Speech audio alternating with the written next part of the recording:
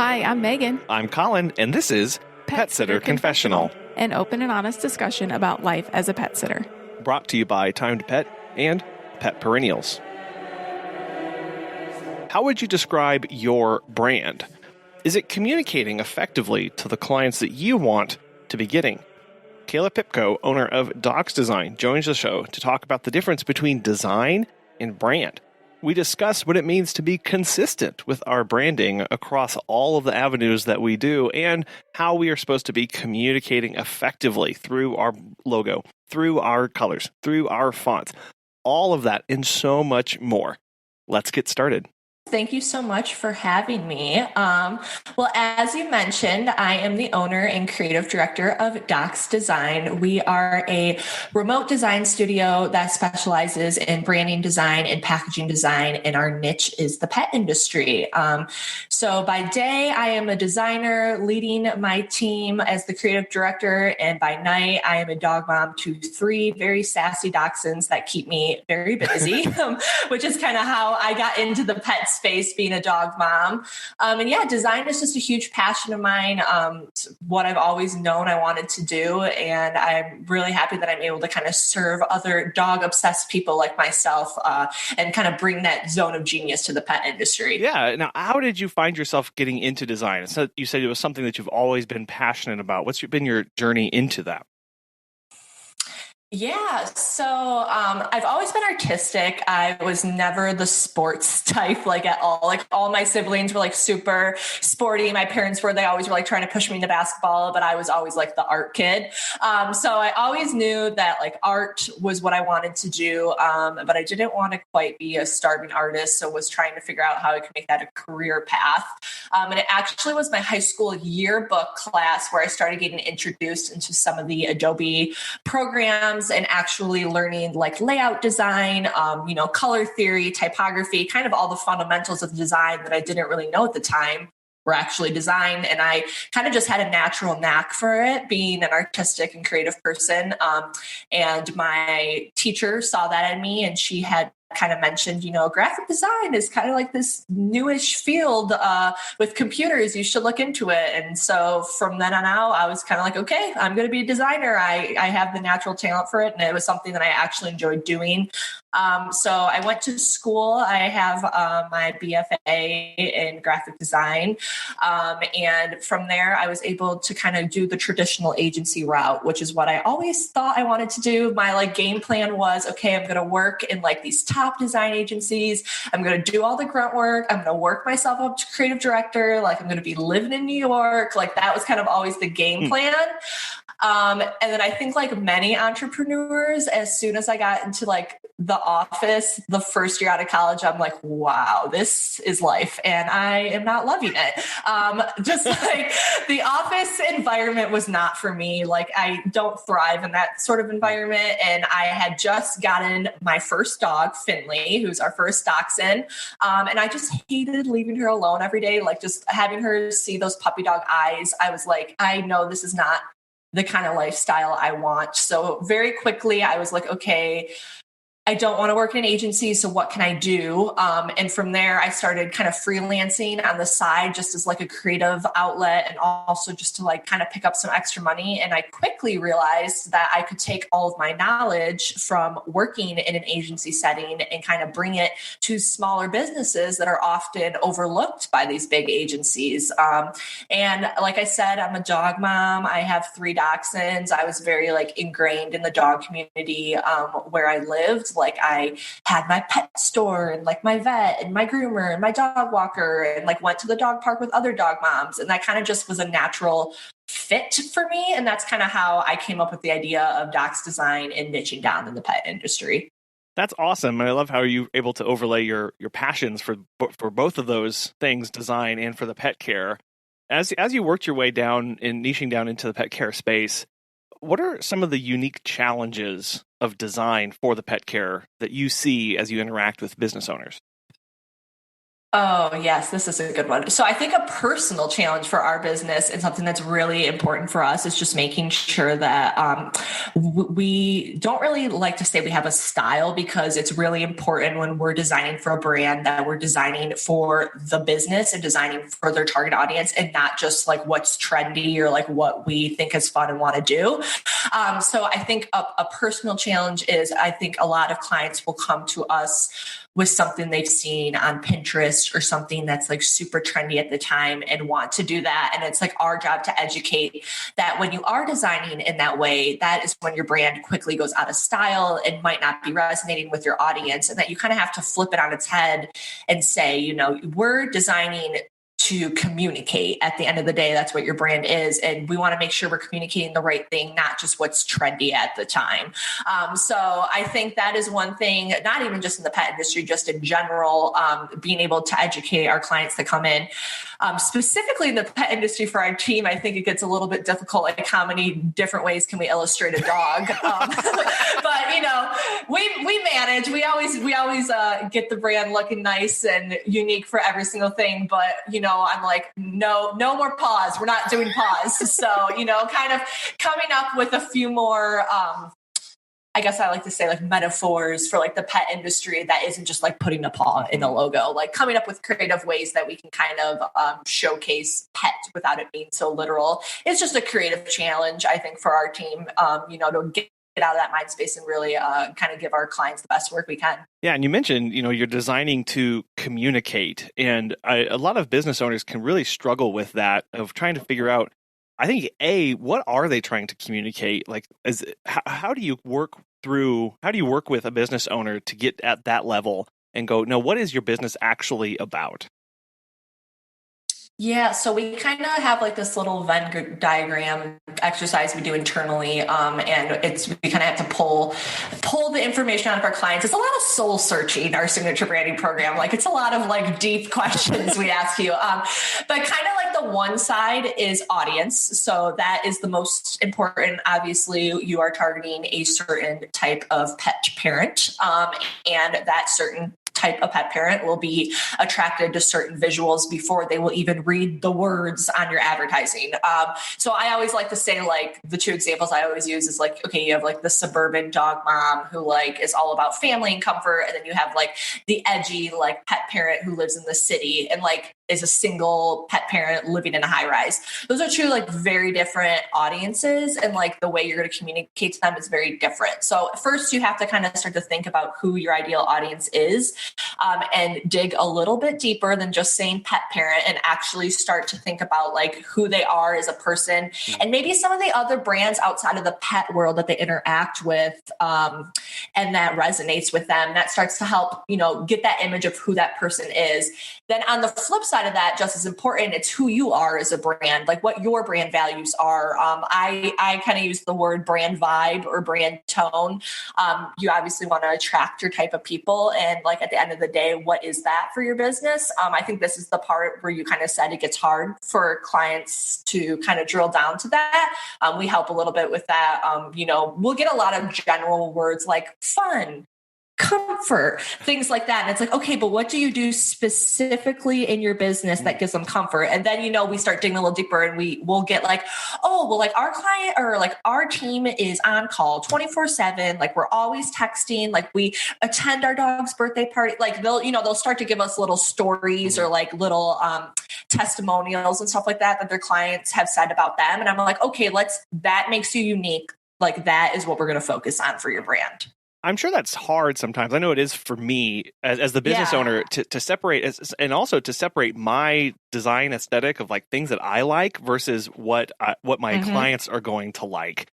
How do you as a business owner know when to make that decision of like, well, I know I like this, but is that my target audience? Yeah. Because, you know, there's sometimes where if you're looking at a design, you may go, oh, I can't stand that, but I guess my clients like it. Like, yeah, that's definitely difficult. I mean, I struggle with that even with my own brand. I think anyone who owns a business, it is such a personal thing. like my business is my baby, as I'm sure your business is your baby. So it's really hard to kind of step out of that and like get out of your own way, which is when like hiring someone or just having like outside eyes can really help with that. But I do think at like some level, some base level, your business is who you are. Like you started your business and started attracting certain people because you might not know it, but maybe it's because of the way you talk. Maybe it's the language you use. Like maybe it's your training method. Like maybe it's just like you being super personable. Like there is a reason why. So I like to kind of, turn to your audience for that, especially if you have clients that have been clients for a long time. Maybe like ask them like, okay, what was it initially that wanted, you to work with me? And if they're like, oh, you were just so friendly, you were so warm, you were so comforting, it's like, okay, I keep hearing these words over and over again from my audience. Now, how can I visually communicate this to them before they even get to know me? Because those couple of clients that have been with you from the beginning, like I'm sure they like knew you at first, or they got to know you before they started getting really invested. And with branding, you're wanting to communicate that within 3 seconds. So being able to kind of figure out what it was that drawn your clients to you, and then being able to like echo that back in a visual way is really when the brand starts to be successful. Yeah, I love that way that you put it of like your clients are attracted to you for a reason. So how do you communicate you to other people who don't know you already or have an existing relationship? Yeah, it's kind of like a mind meld of the two little Star Trek reference, if we have any Star Trek friends listening. But it's kind of like a mind meld of the two. I think a lot of people get really hung up on the deliverables. Like they'll like can't get out of their way when it comes to like picking colors because they're like blue. I like blue, but do my clients like blue? It's like every visual decision you're making has like a deeper meaning to it. So sometimes when you like flip it on its head and think about it in a different way of like, okay, I'm not just talking about blue, I'm talking about like color evokes emotion. So what kind of emotion am I trying to give out? When you start thinking about it that way, I think it becomes a little bit easier to get out of your own way and to make some visual decisions that just aren't based on personal preference. But like I said, a lot of the times the two do overlap just because naturally being a small business owner, you are like a huge part of your business. Well, and you touched on there of how I feel like some of that can be very overwhelming going through that process. Like if you've ever pulled up the hex codes of colors and just kind of ticked over one, and seen just the huge variability of it and gone, well, I don't know like what this is going to do for me. And what you're kind of saying here is just like, no, like take a step back, breathe, and really start thinking about the clients and these connections that we can, and emotions too, that you can start evoking with these elements that we're putting into this process. Yeah, I think the biggest thing I see when people are trying to DIY their brand is they obviously get really excited and want to get right into those deliverables like the colors. But like you said, if you're just kind of going in to the deep end right away with no sort of foundation, it does become very overwhelming. But when you do some of that groundwork beforehand, like I was just saying with audience, tone and stuff like that, it really helps guide those visual decisions and makes them a little less overwhelming. Have you heard about Time to Pet? Susan from The Pet Gal has this to say. Time to Pet has helped us grow exponentially. We believe the platform's features make us by far more professional than other companies who use conventional dashboards. They are the software gurus constantly developing and improving the platform based on user feedback. This decision was a good one. If you are looking for new pet sitting software for your business, give Time to Pet a try. As a listener of Pet Sitter Confessional, you'll get 50% off your first 3 months when you sign up at timetopet.com/confessional. We've used a few terms here back and forth here of design and brand. And so I'd love to get your perspective on what the difference is between those when we're thinking of it in a business context. Yeah, so I would say design is like the vessel for the brand. So the brand is not just the visuals. Visuals is one piece of it, and that's like the piece that our team focuses on.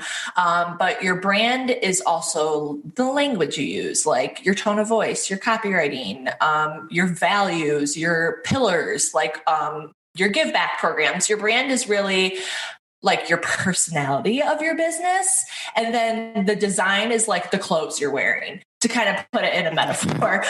So like when you look at someone, you can kind of probably make a pretty good judgment on their personality based on what they're wearing. And, they're maybe trying to communicate something through their style, which that's what design is to your business. You're trying to communicate a certain aesthetic. You're trying to communicate a certain feeling. But then when you also talk to that person and get to know them, the way they're talking, the language they're using, maybe their body movements, just like the way they're interacting, you also start to draw conclusions about that. And then that's like the full person would be the brand, to kind of put it in a metaphor. So yeah. Does that make sense? It does. It does. I think you used a word earlier that I really liked about kind of the vibe. What kind of vibe do you give off? And I think that's something that we can all connect with, of like just visually seeing something. We start, it's as terrible as it is, a lot of times that vibe, we start making assumptions about what that means and what they stand for and all this stuff in. And that's, I think, what you're saying here is why that design language is so important, because people will be looking and will be making assumptions, but are they the right assumptions about who you are and what your business is? Exactly. They definitely, I always tell my team, us designers, we definitely judge a book by its cover. Like they say don't judge a book by its cover, but people do. They judge a business by their brand. And it's like I said, it takes 3 seconds for them to make assumptions about your brand just based on some of these visual cues you're giving them. Especially now in today's age, I think I'm also just seeing like the pet industry is starting to take it more seriously and watching a lot of these brands who have done the work up front grow a little bit faster than those who haven't. So it's definitely important. Right. And as you said, like, well, that's the whole point of doing a design and having a brand, is that you're trying to make people make the proper assumptions, like in that you're trying to communicate that as effectively as you can. And so when we're thinking about design, how does a good design, a good branding, how does that make our business better? Ooh, yeah, that's a good question. I think if your brand is 100% successful, you kind of just hit on the nail on the head there, that it's giving your customers who you are just by looking, like, say, at a billboard without even reading it, based on the fonts you have, based on the colors you have, based on the imagery you're using. I mean, you're seeing all that before you're even reading the billboard, before you're even reading the social media ad. So when you are able to accurately communicate what you're trying to before they've even read words, that is when a design is really successful and a brand is really successful. And I kind of just touched on what some of those parts and pieces are. There's definitely a lot more of them, but taking typography into consideration, your color palette, the images you're using, the textures, patterns, brand elements, all of that stuff working together in unison to give that message across very quickly is when the design is successful for the brand. Yeah, and you just laid out a lot of pieces there of texture and typography. Yeah. Like if you've ever gone to the website, a website, and just looked at typography, like you will go crazy in a mere matter of seconds trying to figure out which one does that one evoke the right emotions. But I think just backing way up and taking this big holistic approach and really slowing down in that process and putting in that thought and effort and partnering with somebody if that's what you have to do, but not really putting the cart before the horse, right? Because a lot of us do run down into the deep end and go, well, I don't know if I like Arial or if I like Times New Roman or if I like, Garamond or whatever, and figuring out those kind of elements. Yeah. Well, I also tell my clients who are always somewhat on the fence with like hiring a professional or whatever. It's like at the end of the day, like are you going to sit there and try to learn how to do taxes, or are you going to hire an accountant? Like at the end of the day, your time is more valuable. I mean, designers, especially professionals, our team all has degrees in design. And I think between the four of us, we've taken like 13 typography classes. Like there's a reason like we're able to pick that stuff so quickly. It's because that's what we live and breathe every day. So I'm like, don't get frustrated. It's okay that you can't figure this out in 2 seconds. Like I'm not an accountant. I can't figure out my taxes in 2 seconds, So I think everyone gets like you said, they go in the deep end and they get frustrated really quickly when it's just because, it takes experience, but also it takes that more holistic approach to it and not getting so caught up in the details and getting overwhelmed. Right. Because the devil is in the details and you can go way off, into areas. And like you said, like, you as the business owner, like we have to recognize where our strengths and where our weaknesses are and invest appropriately in both time and in money to make things happen. Right. And so like many people go look at a design, and I think design and like dance and sports and other athletic stuff, like the people who make it look really easy are the ones making it working the hardest. And so you can look at a design and go, well, that's not hard. Like I can do that. But then you sit down and try and take on all these elements into account, and you can get way in over your head and then never actually make something out of it. So recognize where those strengths and weaknesses are as a business owner, and then, be okay handing it off and helping that process. Yes, definitely. So for you and your team, when you're working through this process, when you're making a design and you're doing a rebrand of somebody, how do you know when it's done? How do you know whenever you put the stamp of approval on it and it's ready to ship? Ooh, that's such a good question. So we have like a pretty set formula that we use for our brands. We kind of have like a checklist of like the parts and pieces. We call it the Visual Toolkit. That's kind of what we've coined. So for us, it's really important not to just give a client a brand and be like, bye, see ya, and like not have them have any idea how to use it. So for us, we think of our visual brand that we give them as, like I said, a toolkit. We give you the tools to be able to successfully implement it on your own and keep growing it and keep refreshing it. So in some sense, a brand is never really done. It's always growing. It's always evolving. But when we know a brand is done and we are ready to hand it off is when all of those toolkit pieces are met. So I kind of touched on some of them already. Obviously, logo, important part. That's always the thing that people are coming to us asking for. But they don't realize that a brand is more than a logo. We say it all the time, but it's all these other pieces. So the logo is definitely a piece of it. But brand colors, which I think is just as, if not more important. The brand typography, image style. So like what type of images are you posting on social media? Like what is the overall vibe of that? And then we have what we call brand elements. So with that, we do an icon illustration set for our clients. So kind of give them an illustration or icon style. And then we'll do a brand pattern and then just like little kind of designer touches of other little illustration elements. So once we're able to kind of knock all of that out. And our process is very collaborative with our clients. So, before we even get to that point, we're already on the same page of like what we're going to be doing.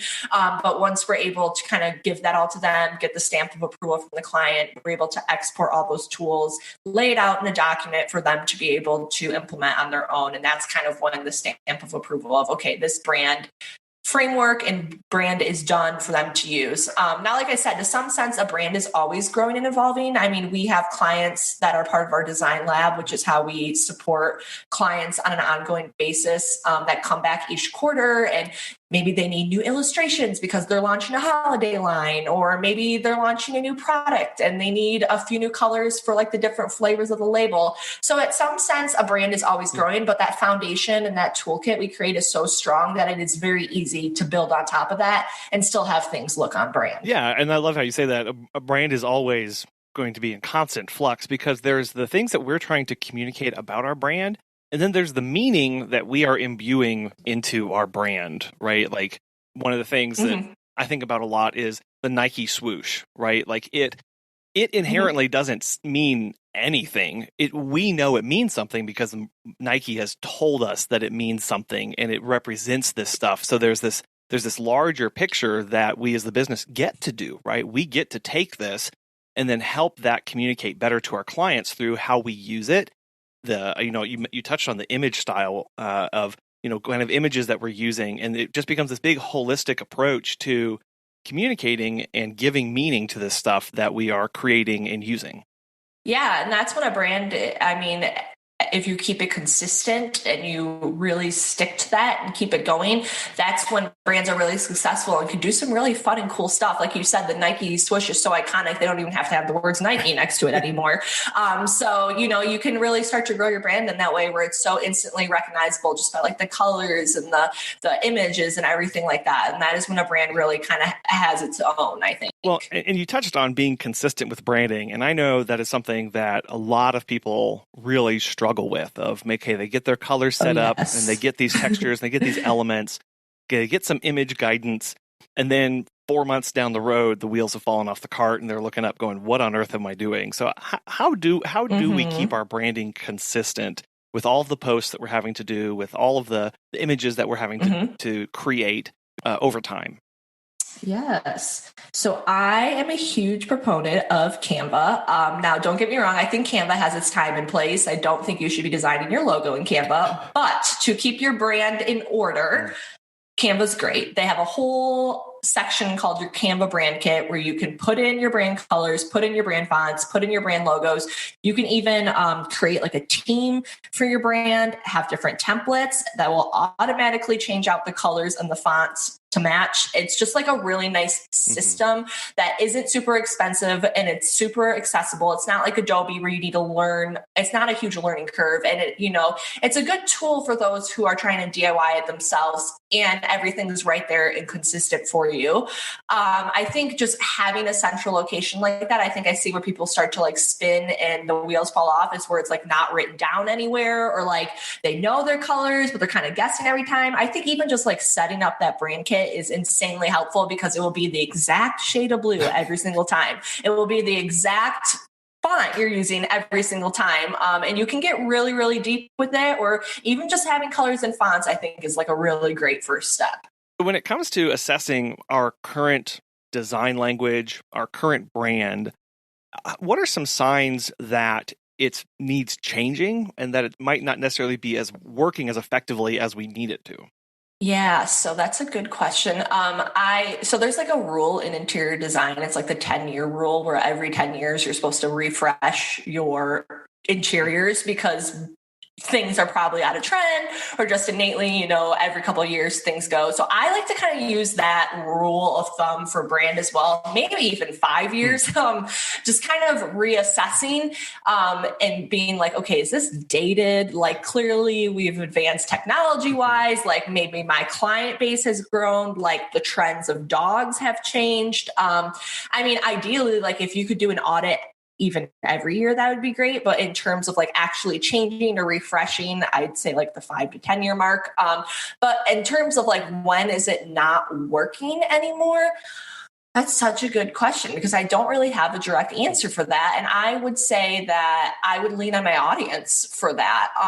If you're starting to see a drop off, if you're just starting to see that like your engagement's down or something isn't resonating, something isn't clicking, don't be afraid to ask your audience, like, hey guys, or, do a little bit of market research, maybe run 2 different ads with 2 different colors, 2 different sort of images.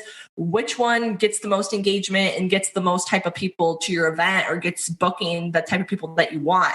Doing some stuff like that will really help kind of be like, okay, like maybe it's because I'm like an all black and white brand and like I'm trying to like get millennials in and clearly they're not resonating with that and it's like too stark for them.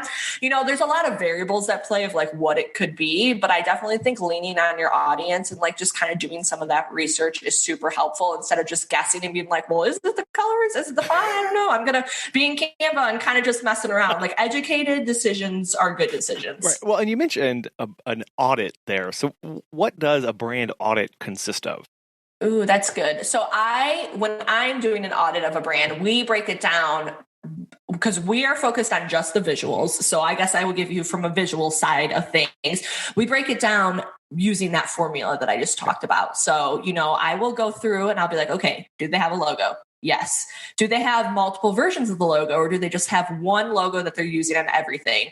Oh, they only have one logo? Okay. Is the logo super horizontal and like really hard to get in a vertical format? Yes. Okay. So they need multiple logos.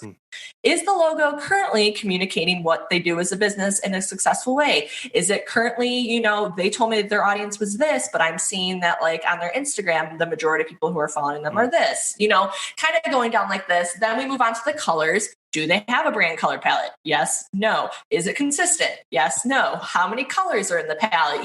Just kind of going down the list like that. Brand fonts. And then usually I would say like 80% of the brands that come to us really only have those 3 pieces. They don't really have the brand illustration, pattern, textures, like all of that stuff to begin with. I can see a lot of times when clients are like using Canva or something like that, there's certain elements they're gravitating towards or like using again and again. So they're kind of doing it without even realize that they're doing it. And then I'm able to kind of, communicate back to them like, okay, well, I see in Canva that you're using like a lot of florals and that you like keep using this template. Like, is there a reason for that? Oh, I was trying to communicate that like our dog treats are all natural ingredients and I really wanted to. I'm like, okay, let's dive a little deeper there, So I feel like people don't give themselves enough credit. Like, if you look at what you're doing, there's probably a reason you're doing it. And if you just maybe think a little bit more on that and then start auditing yourself and being like, what pieces are missing? And like, if I'm already doing stuff that I don't really know I'm doing, why am I doing that? And can I do that in a more strategic way where it's not kind of just like willy-nilly? Like, can I double down on that?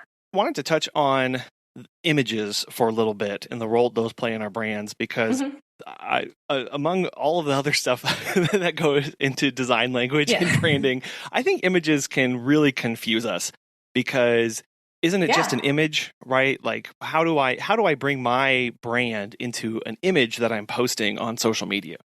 Yeah, no, it is not just an image. I mean, at the end of the day, there is like if you're posting an image of a client, like I tell my clients, don't like overcomplicate it. Like, if it's a picture of a happy dog you're walking, you can post it. Like, it's okay. You don't have to like overcomplicate it. I think where the imagery comes into play is like in the advertisement side of things. So if you are doing a billboard, if you're running an ad in a newspaper, if you're running a social media ad, like if you have an about postcard you're giving out, those sort of touch points that are more branded and represent the brand. I think that is where the imagery is a little bit more important. I am personally not a huge proponent of like an overly done Instagram feed. I like it a little bit more organic and not so planned. But when it comes to like those branded pieces, the imagery that you're picking, absolutely makes a difference. If you are in an urban setting and you are primarily targeting like single millennial pet parents, like you're not going to want like a picture of a dog running on a farm. Like, just like stuff like that is like just having like a more like lifestyle photography with like a cityscape in the back can start to like have someone imagine like, oh, like I live in that area. Like that's like kind of, familiar to me. Like this image is resonating with me. Or on the flip side of that, like if you are trying to communicate, like, no, like we do pack walks. We're like an outdoorsy, like hiking brand, like having the dogs out in nature, like being playful with it, nice, soft lighting, stuff like that is really important. And not just like grabbing the first like overly posed photo you see on iStock that's like on a white background, because that's not really going to do it for anyone, Right. And I love how you touched there of it's the content of the photo, because I know my mind goes immediately to, well, I don't know if I'm going to be able to get my brand colors in this photo every single time. Yeah. Right? I mean, bonus points if you can. Like I've seen a few of my clients who like buy like their brand color leashes and bandanas and we'll do a photo shoot. Like that's awesome. Like the more you can do that and put the special touches, the better. But like if you're just starting, like start with content. That's a pretty easy one to narrow it down, I think. Thinking about design, I know many listeners don't have a background in design. So I'm not entirely sure how to ask this, but maybe give us some design language that we can use to talk about design more effectively when we're trying to communicate what we're working with and what we want. Ooh, okay, this is so good. I have so many. I think two big ones that are like design, like terms that not a lot of people know. And, because everyone at some level knows like color, fonts, everything like that. But I think where I see a lot of people, they start getting frustrated is like they have all that and then they go to start to lay something out and it doesn't look like how it would look if a designer did it. And they're like, okay, why? I have my colors, I have my fonts, I have the image. Like, why isn't it looking like the way it's supposed to be looking? And so two of the things that designers do, and that is like design terms. The first one is called hierarchy. So hierarchy is exactly what you think it is. It is like the level of importance of elements on a page. So whenever you're laying out a social media post or laying out your website, like the most important thing should be the biggest. The second thing you want to look at, the second biggest, and so forth and so on. And there's a bunch of different visual ways you can do hierarchy, like scale is one, proximity of where things are and where someone's looking. So that's one. If something's all the same size and like if it's all big, the eyes don't really know where it is to look first. So hierarchy is like definitely a tip that not a lot of people know about unless you're really a designer. and really helps kind of guide your users, especially when it comes to websites, read through the content and get through it. And kind of the second part of that is called white space. So white space is also what designers use as kind of breathing room in the design, whether that is a print piece or website. It's exactly what you think. It doesn't necessarily have to be white. It could be like a colored background you're using, but giving like your text or giving your elements some breathing room when you're laying them out. I think I see a lot of people who don't have a design background. They want to put as much content as they possibly can on everything. Like they want to put like packaging design, especially I have clients come to me and they want to put like every single badge possible. And I'm like, no, this is really detracting from the design because you need some breathing room or some white space, and using hierarchy to get that important message across. Again, it's all about communicating. I think those two pieces really help with the communication aspect of design for sure. Yeah, I love how you mentioned white space. I think if someone's listening now and going, well, I don't know if I've ever experienced that. You definitely have when you've been to a conference and somebody has a PowerPoint slide and it is just jam-packed and there's no room for anything else. It's just all 14-point font, Times New Roman from top to bottom. And it's hard to take that whole thing in at once. And what you're saying is not to be afraid of that space, and that actually allows more information to be transferred in a faster manner because it's just not so assaulting on the eyes. Yes, white space is a good thing. I think a lot of people get scared. They're like, is it too blank? Or like, is it? And I think the name is a little misleading because it's not necessarily like has to be white. Like you can have a colored background, but just like, yes, breathing room is a good thing. It allows information to be digested faster. Yeah, absolutely. And so putting those two things together, what kind of advice would you give to somebody who maybe is just starting out on this process and wants to try and go it alone? Ooh, that's good. I think editing is a really important part of design. I think, like I said, everyone wants to put everything in the kitchen sink. And I don't like to tell people not to do that because I think it's good to get all your ideas out.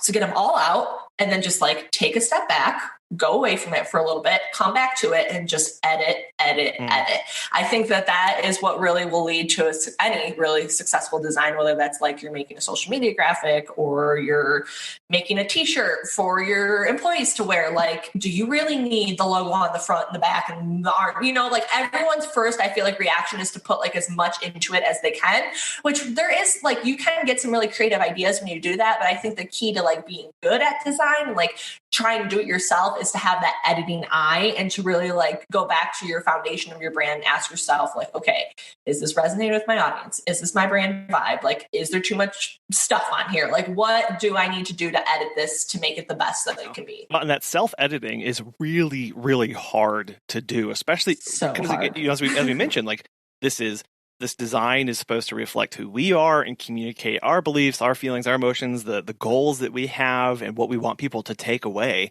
And you can stare at something and go, well, absolutely everything is important on this. So how do you work through that editing process to make it productive and still communicate the message that you want?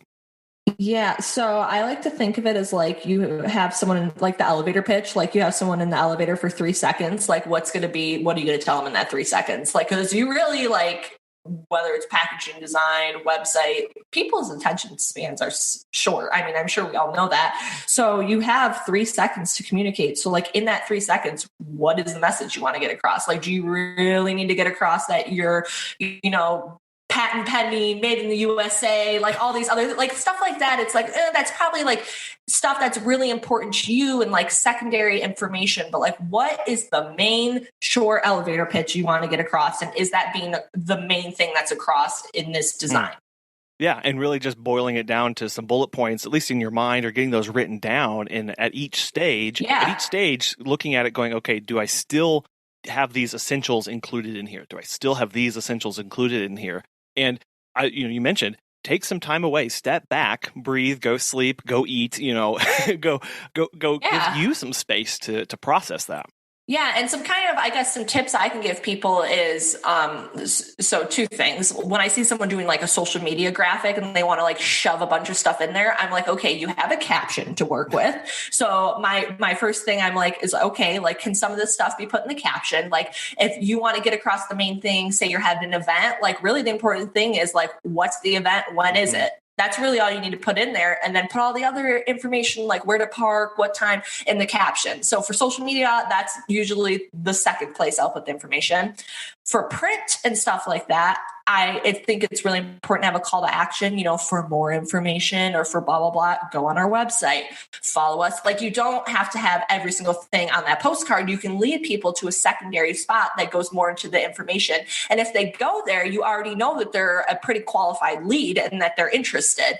So I think giving people like a path to be able to do that with your information makes design successful too. Well, and I love how you touched on the difference between digital and print media, because I feel like I know I get stuck in the habit of designing everything as if it were going to be printed. Does the same design language for branding translate from print to digital?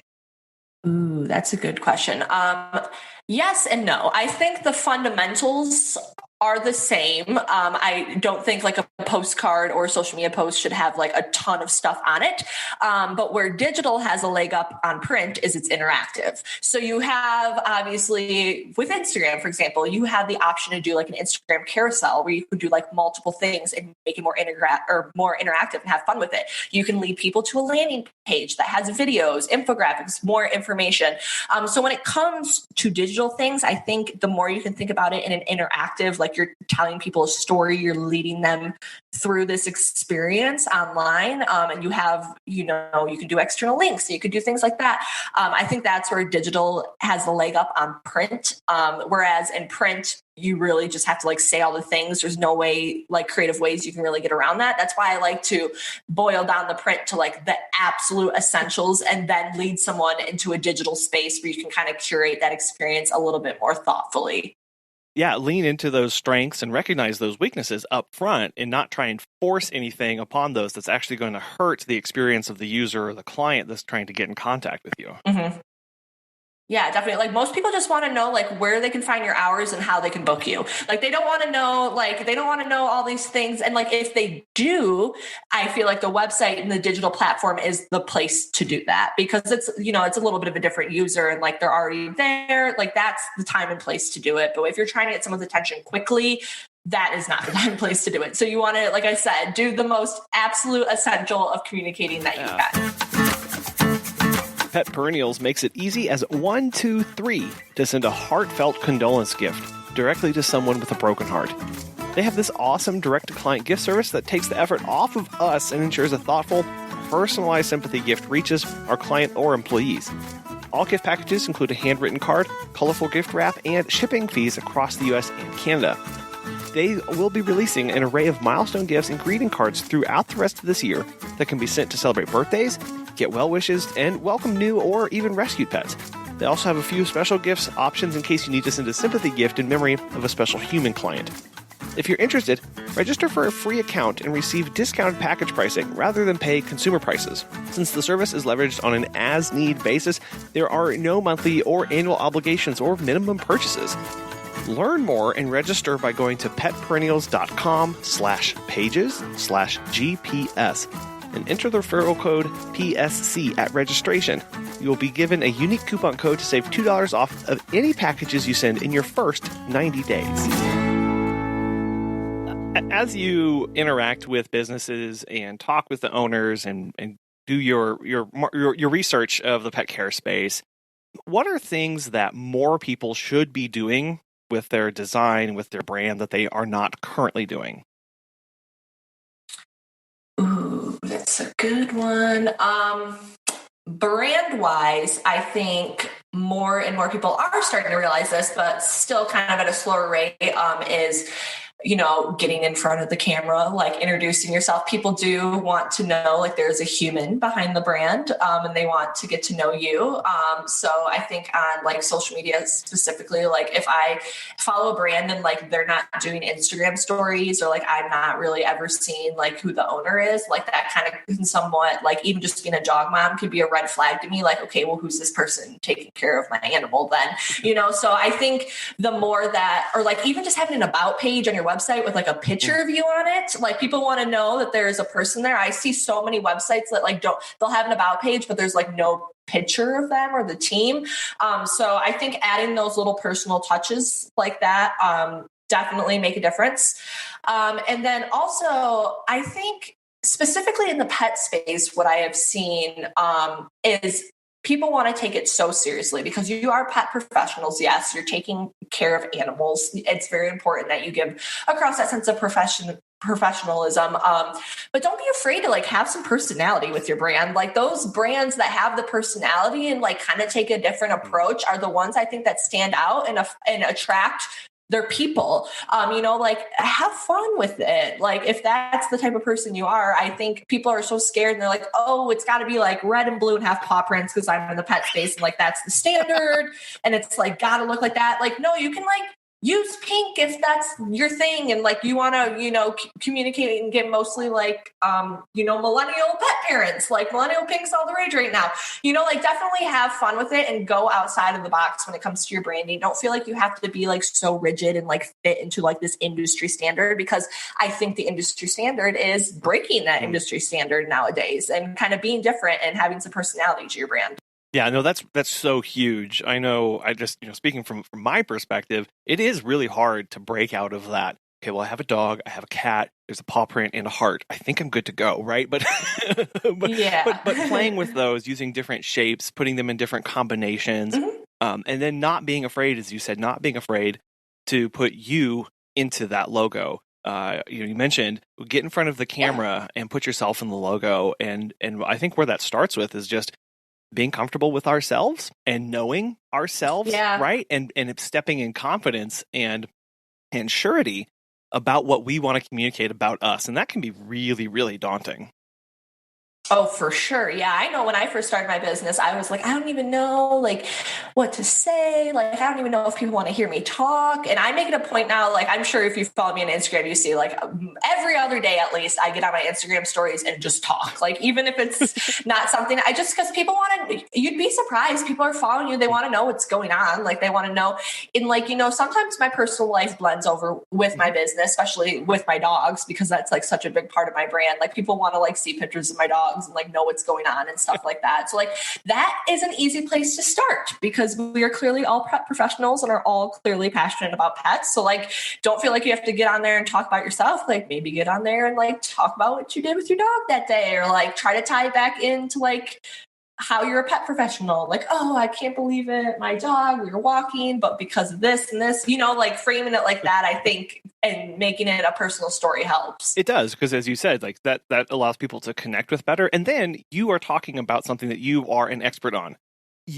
right? And your business and the things that you are interested in. And yeah, it might not always be directly related to the business, but it's things that you're doing to connect with others and tell that story. And that, what I see is that becomes part of this whole brand. As we mentioned, the brand is this big thing. Definitely. It's what people see. It's what people connect with. And it's, you said earlier, it's the vessel, part of that vessel is through the design language and the design being used. But you're building these expectations that people have of you, and you're building this face-to-face connection that people are able to get before they even walk through your door or before they even call you. And the number of people that we get connected with that say, I stalked your social media for about 6 months, and I feel like I already know you guys, and I want you to take care of my my dog. Like, yeah, especially like so I'm a millennial, so I can speak for, well, not for all millennials, but like that is the first place I go before I even like consider going to a new hair place, going like any place. Instagram or like any social media is the first place I go. I'm like, can I find out who owns this business? What are they like? Like, let me see like, their vibe. Are they gonna like, am I gonna vibe with them? Yeah. Like it's important. You definitely want to, like you said, like people want to get to know you before they actually get to know you. Which again is the entire point of the things that we've been talking about. Is part of that is done through the design language. Part of that is done through the logo, through the colors, through the fonts. And then there's this other part of bringing ourselves to the table and using ourselves to talk about the brand, talk about things that we're passionate about. And that whole thing is what people are connecting with, and they're going to know you. And that's what you want. And that can be scary sometimes because what if I, say the wrong thing, or what if somebody doesn't like what they see, or and we can get caught up in our heads sometimes about what we're putting out there. But when we do that, we're actually connecting with the people that we want to be connected with and that we want to be working with as clients in this business.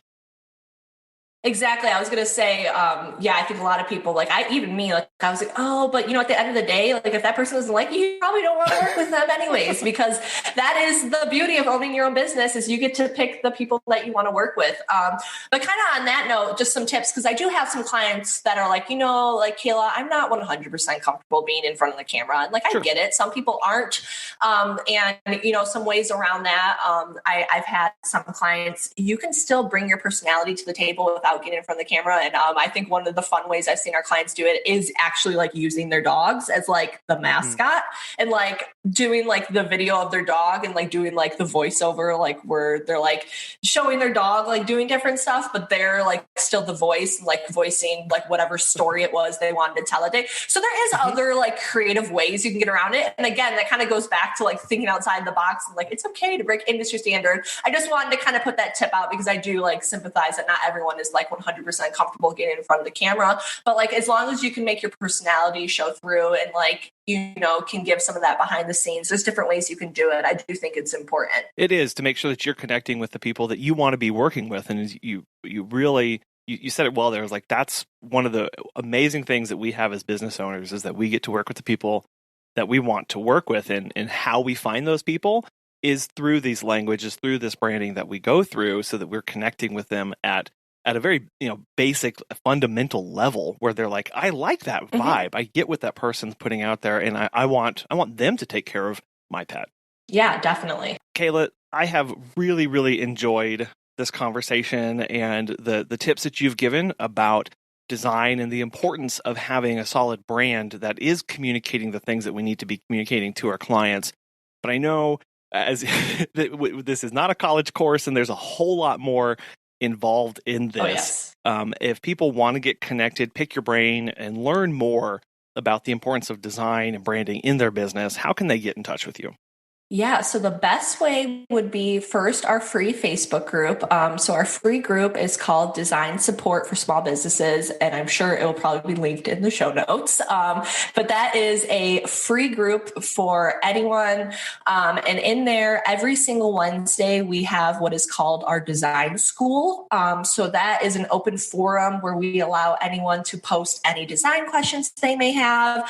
If you're working on a graphic and want our feedback, if you're going through a rebrand with another designer and you just want a second set of eyes, pretty much you can post in that open forum, and by end of the day, someone from our team will get back to you and answer your question to the best of our ability.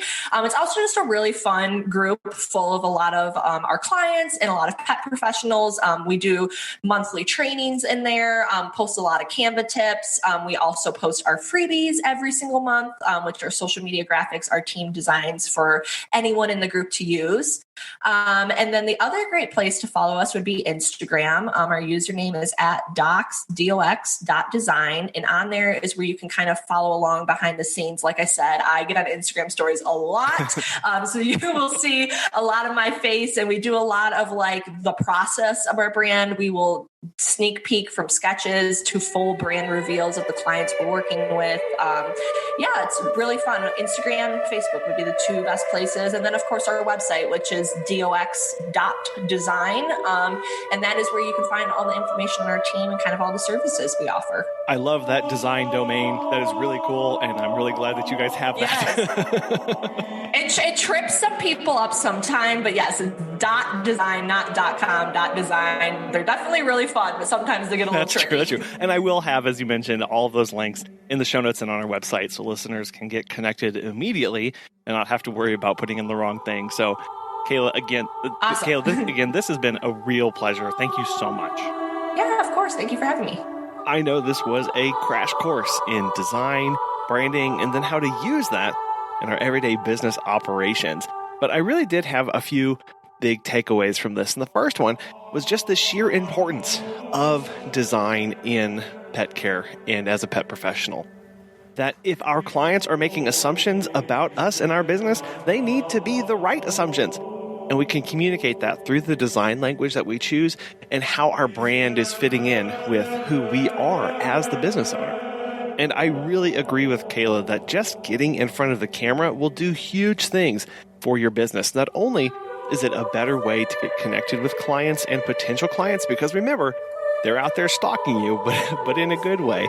It helps us with that. It also helps us be more comfortable with who we are. And when we are comfortable with who we are as a business owner, the brand, the language, the design all flows from that.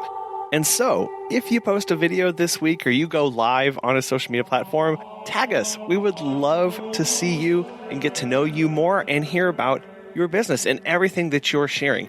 And if you don't usually post videos or you don't usually go live, I guess consider this a challenge to try and do that at least one time this week to introduce something about your business, talk about a service, or just give a little bit about your background and your history getting into pet care. We want to thank our sponsors, Time to Pet and Pet Perennials, for making today's show possible. And thank you for listening. We really do appreciate it. And we're so thankful for you and for the support that you give the show. We'll be back again soon.